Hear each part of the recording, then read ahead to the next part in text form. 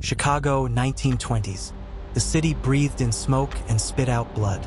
The rumble of Model T Fords mixed with the rattle of gunfire in the distance. On the sidewalks, women in fur coats hurried past men in trench coats, whispering deals in dark corners. And looming above it all was one name: Alphonse Capone. Reporters called him Scarface. The people called him Big Al. And in a way, Chicago belonged to him. He gave Christmas turkeys to the poor. He smiled for the cameras. He shook hands like a politician.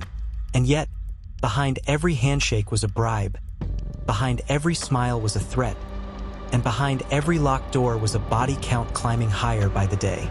Everyone knew he was guilty, but somehow nobody could stop him. So the question became, if bullets, bribes, and blood couldn't bring him down, what could? And the answer would be something so small, so ordinary, that Capone never saw it coming. It began with a boy from Brooklyn. Alphonse Gabriel Capone was the son of Italian immigrants. Poor, rough, a street kid with more fists than patience. One night, during a bar fight, a blade slashed across his cheek, a wound that earned him the nickname that would follow him forever: Scarface. By his early 20s, Capone found his way to Chicago. The year was 1919, and America had just passed Prohibition. Alcohol, the liquid heartbeat of the nation, was outlawed. But here's the truth: people didn't stop drinking. They just stopped drinking legally. And that was the opportunity of a lifetime. Capone worked under mob boss Johnny Torrio, learning fast. He watched who could be bought, who could be scared, and who needed to disappear. He wasn't just violent, he was strategic. When Torrio stepped aside, Capone didn't just inherit an empire, he expanded it. Speakeasies, breweries, smuggling lines that stretched from Canada to Florida. By 1925, Capone was raking in over $100 million a year in today's money. But money doesn't buy peace. Chicago's underworld became a battlefield. Rival gangs wanted his crown. And when Capone defended it, he didn't whisper. He roared. And soon, the whole nation would hear the roar. February 14th, 1929. A garage on Chicago's north side. 7 men, rivals of Capone's organization, lined up against a cold brick wall. They thought it was a police raid. Men dressed as cops had ordered them to stand still. Then came the machine guns. When it was over, the floor was slick with blood. Newspapers would call it the St. Valentine's Day Massacre. The photos shocked America. The brutality was undeniable. Everyone whispered the same name: Capone. But Capone wasn't even in Chicago that day. He was in Florida, sitting by a pool. No fingerprints, no smoking gun, no evidence that could tie him directly to the murders. That was his genius. He didn't need to pull the trigger himself. Others did it for him. Chicago wept. Families buried sons, brothers, fathers. The public gasped at the violence, but deep down, many shrugged. Because in Chicago, everyone knew the truth. Capone owned the city. Cops were on his payroll. Judges were in his pocket. Juries were bought before they ever sat down. He was untouchable, or so it seemed, because while bullets couldn't stop him, there was something else creeping quietly through his empire. Numbers, ledgers, receipts, and one man who believed that even Scarface left a trail. Frank Wilson was not a gangster. He wasn't a cop with a badge or a gun. He was an accountant, quiet, patient, obsessed with details. When the U.S. Treasury assigned Wilson to Capone, most agents rolled their eyes. Capone didn't sign anything. He dealt in cash. He laughed at the idea of paper trails. But Wilson didn't laugh. He combed through dusty boxes of records, day after day.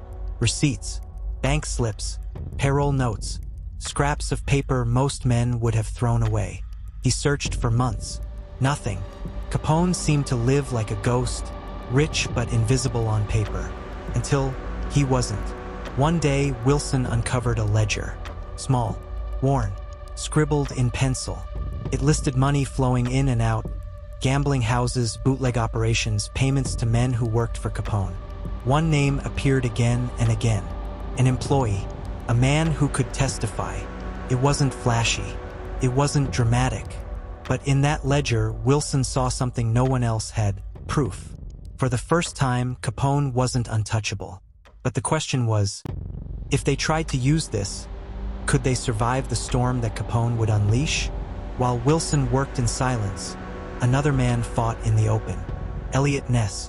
Ness was young, straight-laced, and incorruptible. In a city where everyone seemed bought, Ness was different. He built a hand-picked team of agents, men who couldn't be bribed. They became legends. The press gave them a name: the Untouchables. Their mission: disrupt Capone's empire, one barrel at a time. They raided breweries, smashed liquor barrels, seized trucks. They hit Capone's pocket where it hurt. The newspapers loved it. Ness was a hero, a shining knight in a city of shadows. But the truth? As bold as they were, Ness and his men never actually put Capone in prison. The real weapon wasn't the raids. It was Frank Wilson's ledger. Because no matter how many breweries were smashed, no matter how many trucks were seized, it was the money that would finally trap him. And Al Capone never believed numbers could hurt him. October 1931.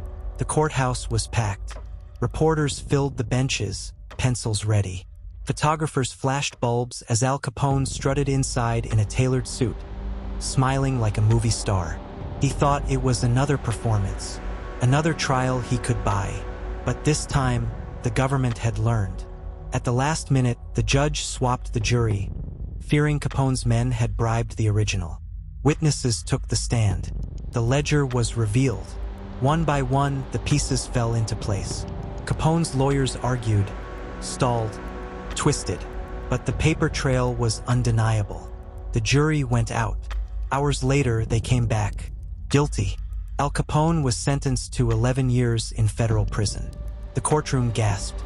Reporters rushed for phones. Capone, the king of Chicago, the untouchable, the myth, was led away in chains. And just like that, the empire crumbled. Capone's new home was not a mansion, not a hotel suite, not even an ordinary prison. It was Alcatraz, the Rock. On that cold island off San Francisco, Capone was just another number. Inmate 85. No silk suits, no champagne, no loyal army. Here there were no bribes. Guards couldn't be bought. Worse, Capone's mind began to betray him. Years of untreated syphilis slowly destroyed his brain. The sharp, cunning king of Chicago faded into a confused, broken man. When he was finally released, he was no longer the Scarface the world feared.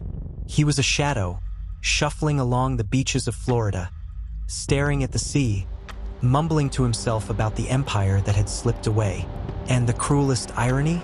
Capone, who ordered massacres, who drenched Chicago in blood, who bought judges and cops and senators, was destroyed not by bullets, but by taxes. Al Capone's story is more than the tale of a gangster.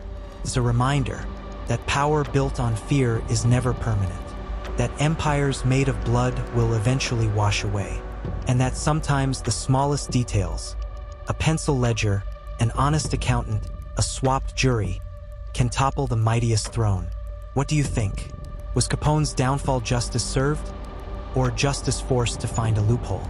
If you're still here, subscribe, because cases like this deserve more eyes, more voices, and more justice.